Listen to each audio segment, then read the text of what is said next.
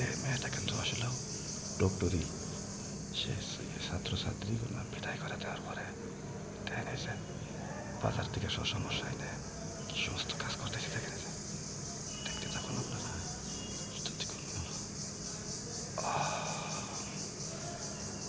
মাই god দেখেন যে সব কিছু খুলে পালাইতেছে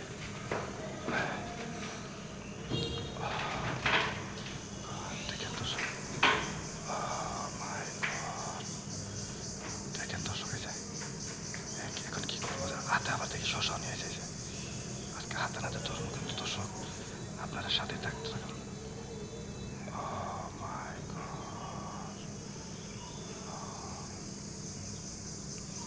দর্শক দেখতে থাকুন শেষমেশ পর্যন্ত কি করে দেখেন খুলে বেড়েছে কিন্তু দেখেন শশা শশা মনে হয় শশাটা কিছু করবো মনে হয় এই যে দেখেন দর্শক আমি কিন্তু ভিডিও করতেছি খুব কষ্ট করে ও মাই গড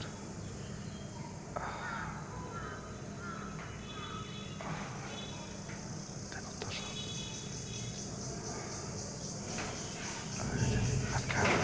আজকে আপনাদের সাথে নিয়ে হাতে নাতে ধরবো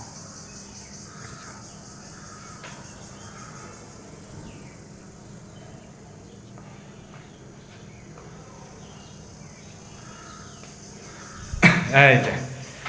হ্যাঁ আজকাল লোভে কোনো লাভ নাই আজকে ধরা পড়ে গেছেন কি অবস্থা ম্যাডাম তালি হ্যাঁ ম্যাডাম কি খবর তালি কোচিং তো মোটামুটি ভালোই তো তা তো ছাত্রছাত্রী তো একটা দেখতেছি না কই ছুটি দেওয়ার পরে তা আপনি হঠাৎ করে এখন রয়েছেন যে বিষয়টা কি হ্যাঁ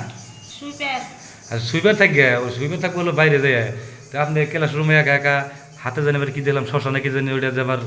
ক্লাসরুমে রয়েছে হিসাব পাতি করতেছি ছেলে মেয়ের বেতন কার কত টাকা